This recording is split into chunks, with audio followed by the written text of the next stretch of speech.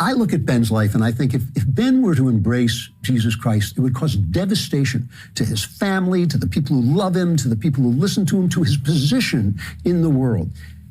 I just have this feeling that God has put this guy where he wants him to do what he wants him to do. And as you know, I feel that, the Jews were not abandoned by God.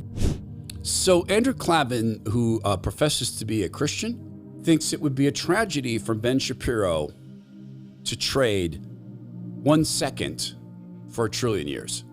If Ben Shapiro were to convert to the Christian faith and Jesus said, I am the way, the truth, and the life, no one comes to the Father but through me. Jesus was a Jew when he said that.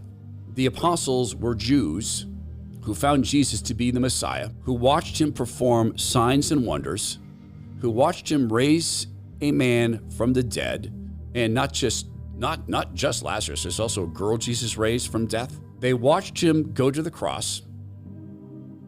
They saw him risen.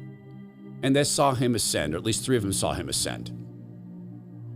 And when he said, I'm the way, the truth, and the life, no one gets to the Father but through me, he also left them with an order to go and make disciples of all nations, baptizing them and teaching them, baptizing them in the name of the Father, the Son, and the Holy Spirit, and teaching them to obey all Jesus commanded. Well, Jesus commanded making disciples.